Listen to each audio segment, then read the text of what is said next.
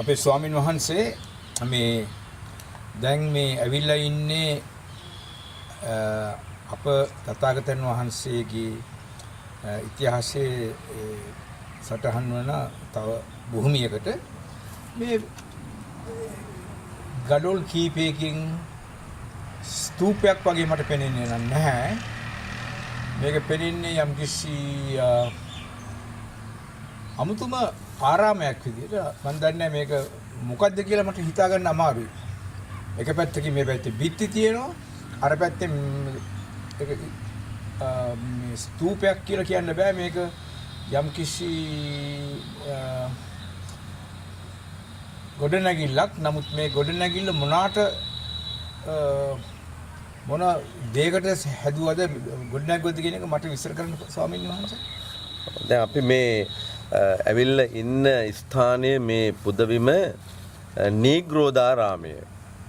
නීග්‍රෝධාරාමයේ පුදබිම. දැන් මේ නීග්‍රෝධාරාමය මේ ස්ථානයේ ඇති වෙන්න නිර්මාණය වෙන්න හේතු සාධක වුණු කාරණාවන් කිහිපයක් තිබෙනවා.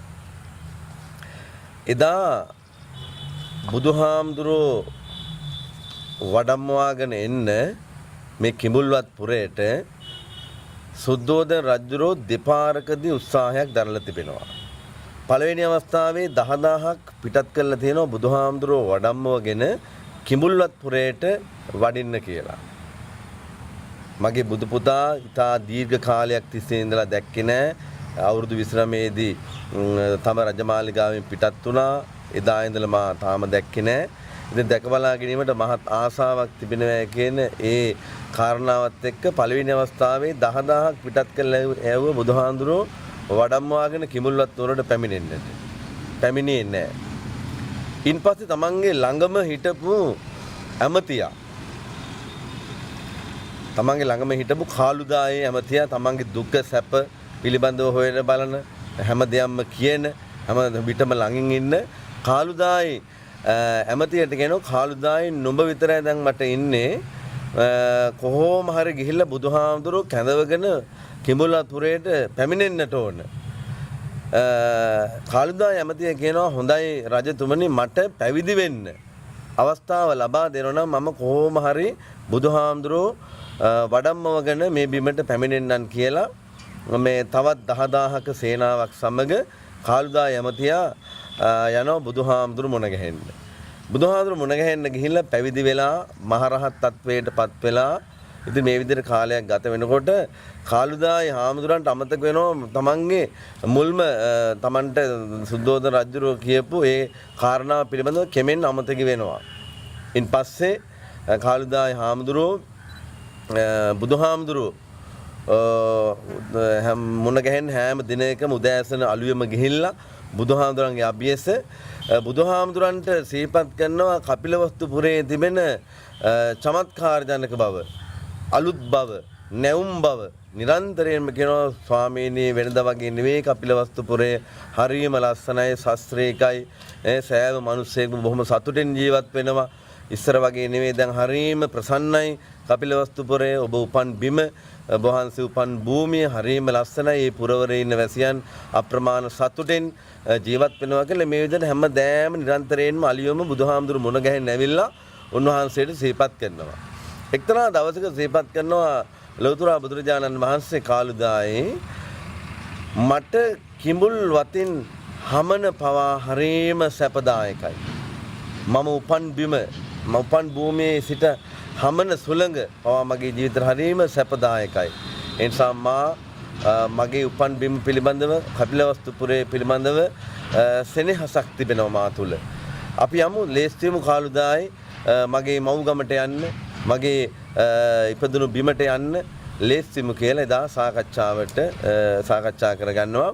එදා ලෞතර බුදුරජාණන් වහන්සේ සමගින් 20000ක් මහරහතන් වහන්සේලා රජගහ නුවරින් ගමන ආරම්භ කරනවා මේ කිඹුල්වත් පුරයට එන්නට. මේ පණිවිඩය ලබා දෙනවා සුද්ධෝදන රජුරවන්ට. පණිවිඩය ලබා දීමෙන් අනතුරු අහවල් දවසේ බුදුහාමුදුරුවෝ ප්‍රමුඛ මහරහතන් වහන්සේලා 60නමක් මහරහතන් වහන්සේලා 20000ක් මහරහතන් වහන්සේලා 20000ක් මේ භූමියට පැමිණෙනවා කිඹුල්වත් පුරයට පැමිණෙනවා කියලා මේ කාරණාව සිහිපත් කිරීමෙන් අනතුරුව සුද්ධෝදන රජුරෝ කුමක්ද කරන්නේ මේ භූමිය. දැන් අපි මේ තන්පත් වෙලා ඉන්න මේ දකින්න මේ භූමිය එදා නිග්‍රෝධ කියන ශාක්‍ය වංශයේ කුමාරයෙක්ගෙන් ලබා ගන්නවා මේක. මෙහෙමයි බුදුහාමුදුරුවෝ ප්‍රමුඛ 20000ක් මහරහතන් වහන්සේලා වැඩම කරනවා. උන්වහන්සේලා වෙනුවෙන් දානමාන ප්‍රතිපහසුකම් වෙනුවෙන් ආදී කොට ඇති කටයුතු වෙනුවෙන් මේ සූදානම් කළ යුතුයි කියලා තීරණයකට ඇවිල්ලා නිග්‍රෝධ කියන මේ කුමාරයාගෙන් මේ භූමිය අරගන්නවා. දානය හැටියට ප්‍රදානය කරනවා සුද්ධෝදන රජුන්ට මේ භූමිය නිග්‍රෝධ කියන කුමාරයා. මේ භූමිය ලබා ගත්තට පස්සේ මේ භූමියේ මහරහතන් වහන්සේලා උදෙසා ආරාම පද්ධතියක් නිර්මාණය වෙනවා. ඒ වගේම සුද්ධෝදන රජුන්ට අදහසක් ඇති වෙනවා මහරහතන් වහන්සේලා සමගින් ලෞතර බුදුරජාණන් වහන්සේ මගේ බුදුහාමුදුරෝ එක විට තියන්න බෑ. ඒ නිසා වෙනවම බුදුහාමුදුරුවෝ වෙනුවෙන් වෙනවම කුටියක් නිර්මාණය කරන්න ඕන කියලා මේ භූමිය ක්‍රමානුකූලව ඒ ආරාම පද්ධතිය ගොඩ නැගෙනවා. ගොඩ නැගෙනකොට මැදදී නිග්‍රෝධ කියන මේ ශාක්‍ය වංශ කුමාරයාට ඇති වෙනවා පුංචි මේ අපි කියනවා ඒකට මේ පිළිබඳ ඇති වෙනවා පුංචි මේ ඉරිසියාවක් වගේ දෙයක්. මොකද්ද මේ ඉරිසියාව කියලා කියන්නේ? බොහොම ලස්සනට බුදුහාමුදුරුවෝ පිළි අරගන්න මහරහතන් වහන්සේලා 20000 පිළි අරගන්න බොහොම ලස්සනට මේ මං දීපු ඉඩමේ ලස්සනට ආරාමයක් ගොඩ නැගෙනවා. ඉතින් මම කොහොම හරි මගේ නමත් ඇතුළත් කරගන්නට ඕනේ කියලා සුද්ධෝදන රජුන්ට කියනවා හොඳයි මම ඉඩම දුන්නා වගේම මගේ නමත් ඇතුළත් කරලා තමයි මේ ආරාමය නිර්මාණය කරන්න ඕන කියලා නම් කරන්න ඕන කියලා නීග්‍රෝධාරාමයේ නමින් මේ සුවිසල් ආකර්ශනීය දැකුම්කලු ආරාම පද්ධතිය එදා ගොඩනගනවා. එදා 20000ක් මහරහතන් වහන්සේලා සමගින් රජගහනුවර සිට වැඩම කරන ලෞතර බුදුරජාණන් වහන්සේ ප්‍රමුඛ මහරහතන් වහන්සේලාට මේ බිමේ මේ ආරාමේ තමයි මේ නීග්‍රෝධාරාමේ තමයි නවාතැන් පහසුකම් දානමාන ප්‍රතිපහසුකම් වෙනුවෙන් සූදානම් වුණේ. මේ ස්ථානයේ ඉඳලා තවත් ඈතට තමයි කිමුල්වත්පුරය තිබෙන්නේ. මේ ස්ථානයේ ඉඳලා කිලෝමීටර් 18ක් වැනි 15ක් වැනි දුර ප්‍රමාණයෙන් තමයි කපිලවස්තුපුර රාජධානිය තිබෙන්නේ. එදා මේ භූමියේ බුදුපාමොක් සැට්නමක් මේ 20000ක් මහරහතන් වහන්සේලා වැඩ ඉන්නවා. පළවෙනි අවස්ථාවේ 20000ක් මහරහතන් වහන්සේලා සමගින් බුදුහාමුදුරුවෝ කිමුල්වත්පුරයට වැඩම කරනවා. කිමුල්වත්පුරයට වැඩම කරලා පිඬුසිඟා වඩිනවා. පිඬුසිඟා වඩිනකොට සුද්ධෝදන රජුන්ට මේ කාරණාව සිහිපත් වුණා. මේ කාරණාව පිළිබඳ ආරංචිය ලැබුණා. මහරහතන් වහන්සේලා 20000ක් සමගින් පිඬුසිඟා වඩිනවා කියලා ගෙන්ගෙට පිඬුසිඟා වඩිනවා කියලා බුදුහාමුදුරුවෝ. ඉතින් සුද්ධෝදන රජුරෝ කියනවා සීප මේ බුදුහාමුදුරන්ට මට ලැජ්ජ කරන්නද කිමුල්වත්පුරයට වැඩම කරේ. මට ලැජ්ජ කරන්නද මගේ වංශයට ලැජ්ජ කරන්නද ගෙන්ගෙට ගිහිල්ලා පිඬු යදිනවා. පිඬුසිඟා වඩිනවා ගෙන්ගෙට ගිහිල්ලා. මෙහෙම මේකද මම මේ නිසාද මම මේ ඔබ වහන්සේ ප්‍රමුඛ 20000ක් මහරහතන් වහන්සේලා මේ භූමියට ගෙන්වා ගත්තේ වඩම්මවා ගත්තේ. ඒ නිසා මට මගේ වංශයට කැලලක් ඇති කරන්න එපා කියලා ඒ අවස්ථාවේදී සිහිපත් කරනවා සුද්ධෝදන රජුරෝ. සුද්ධෝදන රජුරන්ට පෙරලා ලෞතර බුදුරජාණන් වහන්සේ දේශනා කරනවා පිය රජතුන් ඔබගේ වංශය ශාක්‍ය වංශය.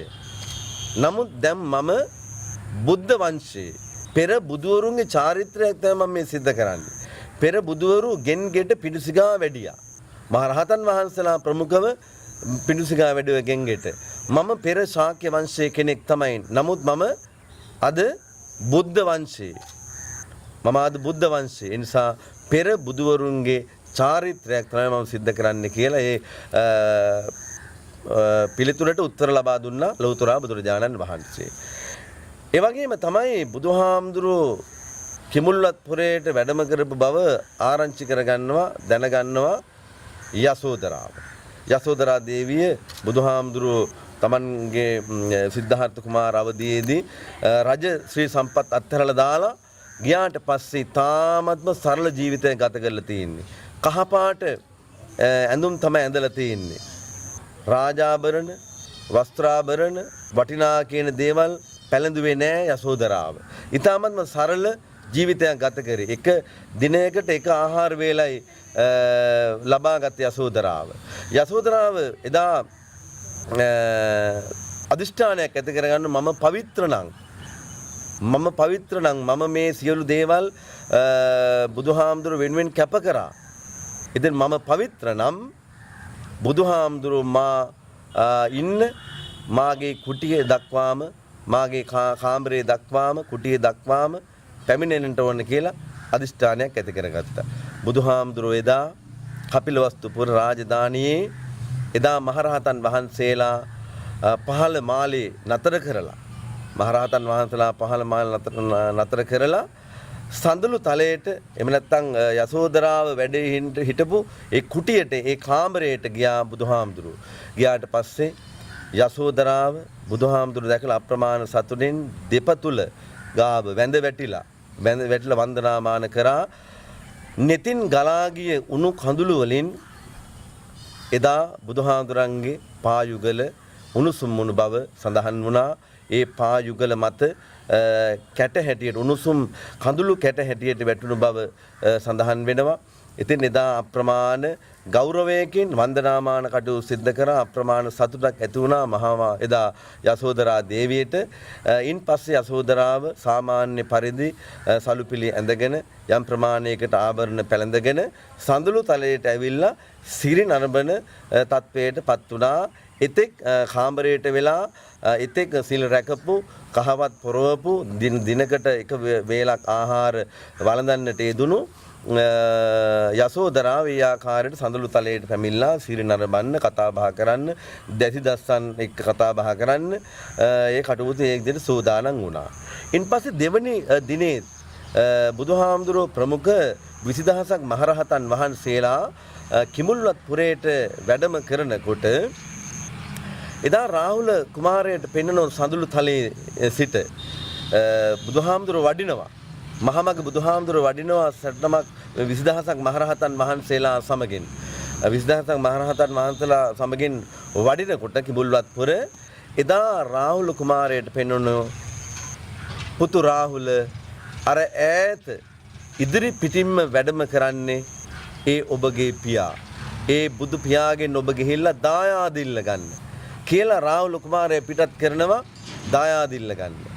ඊට පස්සේ එදා රාහුල කුමාරයා ගිහිල්ලා බුදුහාමුදුරන්ගේ සුළඟිල්ල එල්ලීගෙන දායාද ඉල්ලමින් එදා පුංචි සුරතල් බස් කියමින් බුදුහාමුදුරන්ගේ පිටුපස යන්නට යෙදුණා. එදා බුදුහාමුදුරුවෝ තමන්ගේ පුතුණුවන්ට රාහුල කුමාරයාට දායාද ලබා දෙන්නම් කියලා මේ භූමියට කැඳවාගෙන ඇවිල්ලා එදා සරියුත් හාමුදුරන්ට බාර කරනවා තමන්ගේ පුතුණුවන් සාරිපුත්‍රය මගේ මේ පුතුණුවන්ට රාහුල පුතුණුවන්ට දායාද හැටියට ලබා දෙන්න තියෙන්නේ පැවිද්ද විතරයි. ඔබ මගේ රාහුල පුතුණුවන්ට පැවිද්ද ලබා දෙන්න ප්‍රවෘජා භූමියට පත් කරන්න කියලා බාර කරනවා සරියුත් මහරහතන් වහන්සේට. එතකොට එදා සරියුත් මහරහතන් වහන්සේ සාරිපුත්ත මහරහතන් වහන්සේ මේ බිමේදී තමයි රාහුල කුමාරයා පැවිදි කරන්නට යෙදුනේ. රාහුල කුමාරයා පැවිදි කළ ස්ථානයේ අද වර්තමානයේ ස්ථානයේ චෛත්‍යයක් තිබෙනවා. එදා ධර්මාශෝක රජුගේ විසින් නිර්මාණය කළ ඒ ස්ථානයේ දැක බලා ගැනීමට අවස්ථාව තිබෙනවා. ඒ වගේම මේ භූමියේ තවත් විශේෂ සිදුවීම් ගණනාවක් සිද්ධ වෙලා තිබෙනවා. මේ දකින මේ නීග්‍රෝධාරාමේ නටබුන් තමයි අද අපි මේ පසුපස දකින්නේ. මේ ප්‍රධාන මේ සංකීර්ණයේ ආරාම සංකීර්ණයේ මේ දකින්නේ ධර්මාශෝක රජුරන්ගෙන් යුගයේ සිට ප්‍රතිසංස්කරණය වුණු.